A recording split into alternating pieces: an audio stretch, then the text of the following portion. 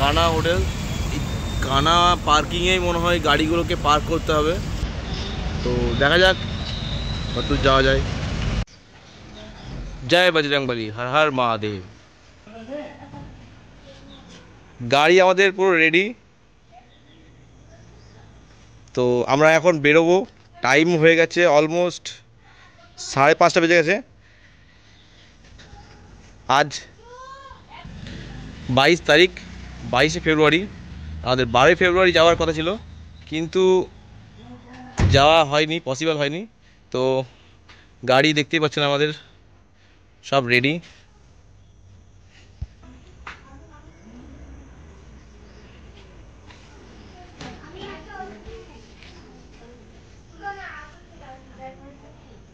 जय शिव शंभू, हर हर महादेव। श्री श्री पंचमुखी हनुमान मंदिर।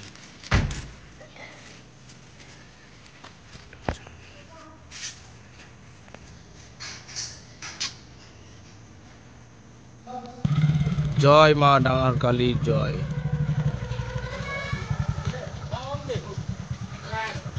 जय माँ डांगर।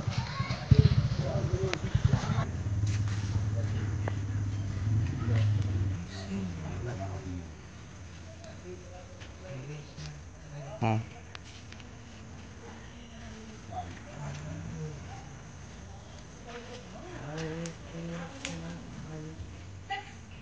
এখন আমরা রানীগঞ্জ মিউনিসিপ্যালিটি ক্রস করছি।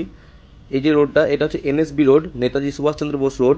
এটা রানীগঞ্জ পাঞ্জাবি মোড় পর্যন্ত আমরা এই রাস্তায় থাকবো।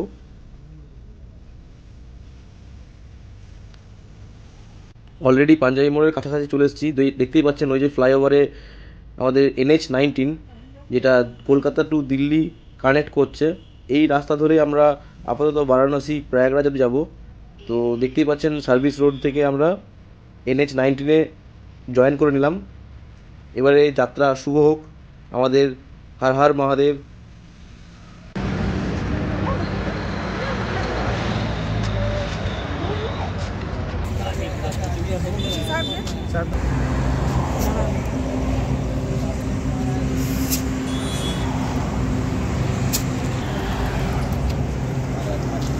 हर हर महादेव।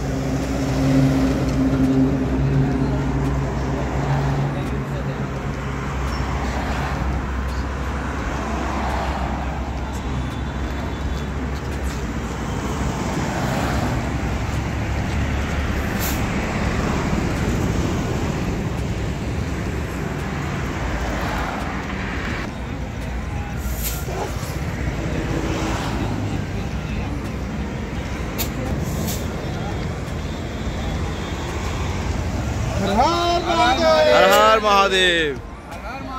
हर हर महादेव। हर महादेव। बम बोले। बम बोले। जय श्री राम। जय श्री राम। देखिए फोटो तुले नहीं।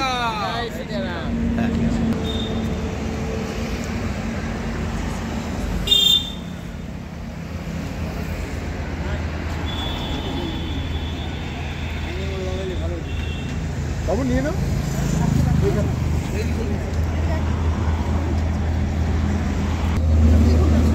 नहीं सोचा लड़ा। हाँ बस।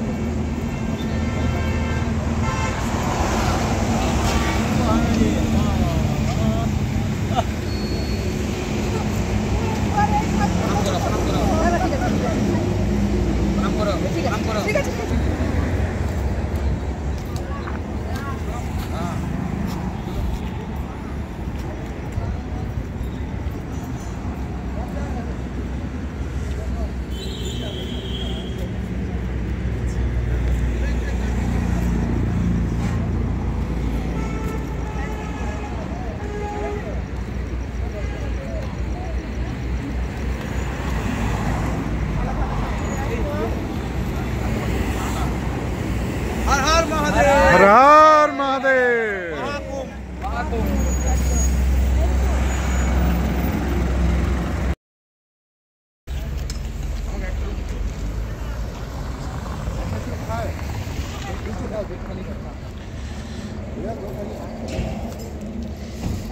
পরে আবার খাবো দরকার হলে, তাই আবার খাবো, একটু কম খেতে হবে।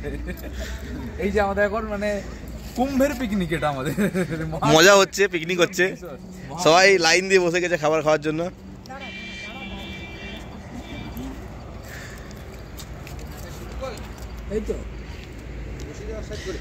সাহেবের গাড়ি আমাদের লর্ড অল্টো রয়েছে। অল্টো আমাদের সব জায়গায় রেডি যাওয়ার জন্য, সে দার্জিলিং হোক আর প্রয়াগরাজ হোক আর যেখানেই হোক, আমরা সব জায়গায় নিয়ে চলে যাব। রাতের খাবার আলুর দম নিরামিষ, পনিরের তরকারি আর লুচি আছে, মিষ্টি আছে, অনেক মেনু আছে, রুটি আছে, ভাত আছে, মুড়ি আছে, যে যেতে পারবে খাও। এটা তাহলে বিহার ঝাড়খণ্ড বর্ডার হুম হুম হুম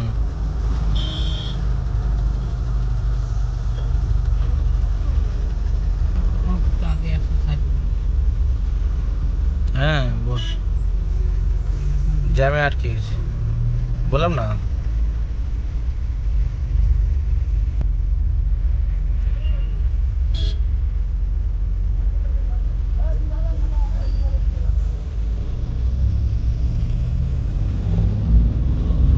না কোথায় আছি দাদা?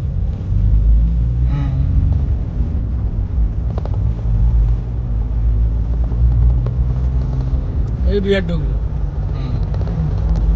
না না হ্যালো, যাও যাও বাড়ি যাও।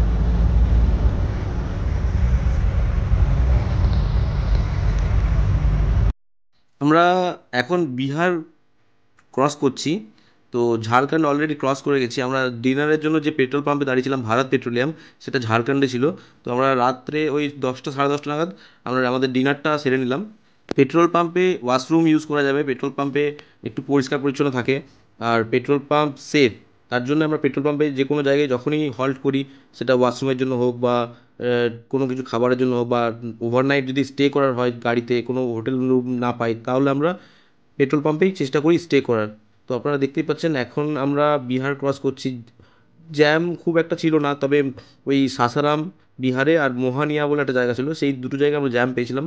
তো সাসারামে আমরা অলরেডি মানে বাইপাস করে নিয়েছিলাম বাবুয়া রোড হয়ে। তো ভেতরের রাস্তা দিয়ে আমাদের 20-25 কিলোমিটার ঘুরতে হয়েছিল, কিন্তু ভেতরে হয়ে আমরা বেরিয়েছিলাম ডাইরেক্ট চান্ডৌলি বলে একটা জায়গা, সেই চান্ডৌলি জায়গাতে আমরা ডাইরেক্ট বেরিয়েছিলাম। আমরা পুরো মোহানিয়াটা বাইপাস করে দিয়েছিলাম, কারণ জ্যামে দাঁড়িয়ে থাকার থেকে আমার মনে হয় যে 20-25 কিলোমিটার ঘুরে নেওয়াটা বেটার। তো এই হালকা হালকা জ্যাম থাকবেই রাস্তায়, কারণ অনেক গাড়ি অনেক স্টেট থেকে আসছে সব প্রয়াগরাজ মহাকুম্ভে মহাস্নান করতে, অমৃত স্নান করতে। তো আমাদের সাথে আমার এক দাদা ছিল ড্রাইভার, শিবুদা। আর শিবুদা অনেকটাই গাড়ি চালিয়েছে। তারপর রাত্রে 2-2:30টার পর আমি গাড়িটা চালিয়েছি। আর পেছনে ছিল সাহেবের গাড়ি, সাহেব অল্টো নিয়ে এসেছিলো দুর্গাপুর থেকে। সাহেব অলরেডি একবার মহাকুম্ভ সাহেব অলরেডি একবার মহাকুম্ভ ঘুরে গেছে 12ই ফেব্রুয়ারি। তো ওর আবার যেতে ইচ্ছে করছিল, তাই আরেকবার মহাকুম্ভের জন্য প্ল্যান করে নিলাম আমাদের সাথে। সোন নদী পেরোচ্ছে আমরা, দেহরি অন সোন যে স্টেশনটা পড়ে, সেই সোন রিভার। এই সোন রিভার পেরোনোর পর আমাদের সাসারাম পড়বে। সাসারাম এখান থেকে আর ওই 25 কিলোমিটার দূর আছে, আধা ঘন্টা 30 মিনিটসের মতো লাগবে। সাসারামের জ্যাম দেখুন আপনারা সবাই, এই যে সাসারামের জ্যামে আমরা আটকে আছি। দেখুন জ্যামটা আপনারা সবাই, এই যে গাড়ি ছাড়ছে আস্তে আস্তে, বাইক নিয়েও যাচ্ছে সবাই, এই যে দেখছেন বাইক নিয়ে যাচ্ছে। এটা সাসারামের জ্যাম।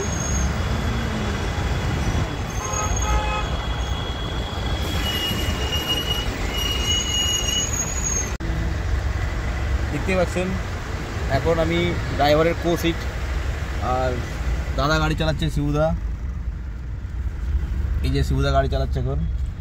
শিবুদা অলরেডি আমাদের 350-র ওপর চালিয়ে দিয়েছে, 350 কিলোমিটার ওপর। বাকি সাসারাম বেরোনোর পর আমরা একবার চায় ব্রেক নেবো, তারপর আমরা 200 থেকে 250 কিলোমিটার যেটা রিমেনিং আছে সেইটা আমি চালিয়ে নেবো, কারণ অলরেডি 6টা থেকে 2টো মোটামুটি 8 ঘন্টার মতো ড্রাইভ করে যাচ্ছি পুরো।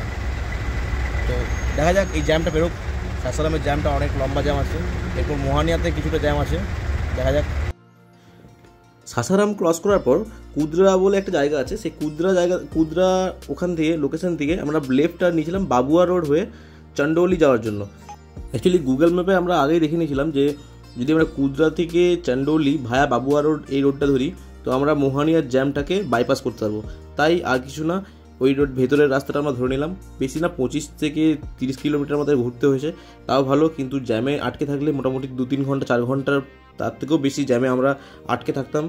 তো আপনারা দেখতেই পাচ্ছেন আমরা চন্ডৌলি অলরেডি ঢুকে গেছি। এই যে হাইওয়েটা যেটা কলকাতা টু দিল্লি কানেক্ট করছে, তো খুবই ভালো এক্সপিরিয়েন্স, অসুবিধা নেই। ভেতরের রাস্তা দিয়েও কোনো প্রবলেম নেই, রাস্তা খুবই ভালো আর কোনো রকমই কোনো প্রবলেম আমরা ফেস করিনি।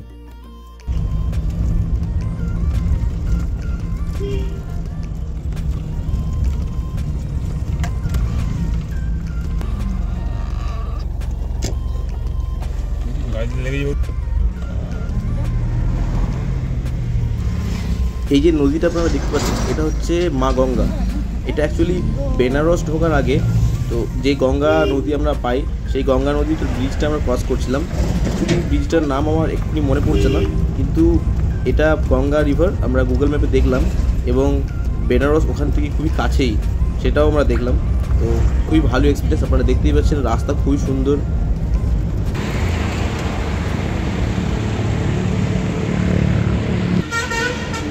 এটা একটা banquet hall, private banquet hall. তো পেট্রোল পাম্পে আমরা ফ্রেশ হওয়ার জন্য দাঁড়িয়েছিলাম, কিন্তু এত ভিড় আর এত অপরিষ্কার নোংরা যে ওখানে ফ্রেশ হওয়া গেল না। তাই আমরা এটা একটু ট্রাই করলাম। তো এখানে আমাদের ওই 500 টাকার মতো নিল। আমরা টোটাল 10 জন আছি। তো ফ্রেশ হলাম এখানে, খুব বেশ ভালোই লাগলো। পরিষ্কার পরিচ্ছন্ন ওয়াশরুম রয়েছে। এই যে দেখছেন শুভদীপ চক্রবর্তী মোচ বাগাতে আসছে। ইউপিতে 40 রুপিস দিয়ে আমরা ওয়াশরুম ইউজ করেছি, ইউপির মতন জায়গায়। হাতে মগ নিয়ে এসছে, একটু মুখ টুক ধুলাম, ফ্রেশ হলাম। আর সারা রাত ড্রাইভ হয়েছে, একদম এক ফোঁটা ঘুম নেই। আপাতত কুম্ভ এখান থেকে 100 কিলোমিটার, আর এটা জাস্ট ওয়াশরুম ইউজ করার জন্য জায়গাটা আমরা কথা বললাম। তো পার হেড 40, মানে 10 জন এসেছি আমরা 400 টাকা। অ্যাকচুয়ালি 500 টাকা চেয়েছিল, আমরা বার্গেন করার পর 300 টাকা বলেছিলাম, কিন্তু রাজি হলো না 300 টাকায়, 400 টাকায় রাজি হয়ে গেছে। কারণ জানেন কুম্ভে এখন যা অবস্থা, মানে পাবলিক যে যা পারছে টাকা নেবে। তো ঠিক আছে, আর কি করা যেতে পারে। কিন্তু অপরিষ্কার জায়গা থেকে অ্যাটলিস্ট পরিষ্কার জায়গায় বাথরুম করে না করলে হবে না। লনটা দেখুন বেশ ভালোই পরিষ্কার পরিচ্ছন্ন।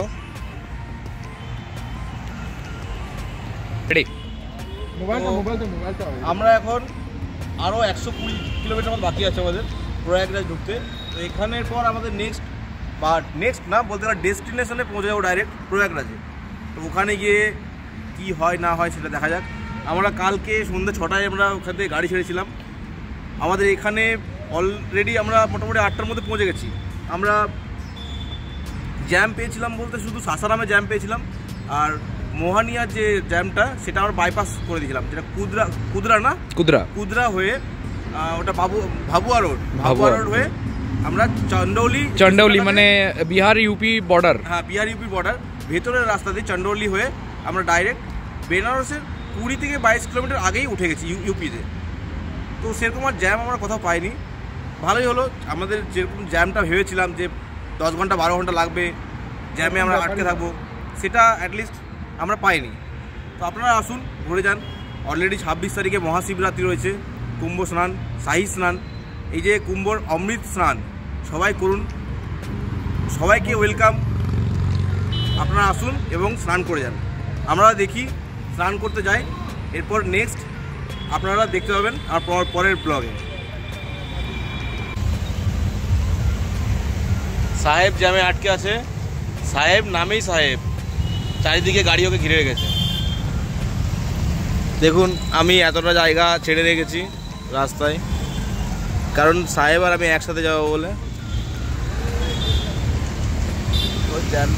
জ্যাম। এই তো কানা হোটেল রয়েছে, কানা হোটেল। কানা পার্কিংয়েই মনে হয় গাড়িগুলোকে পার্ক করতে হবে। তো দেখা যাক কতদূর যাওয়া যায়।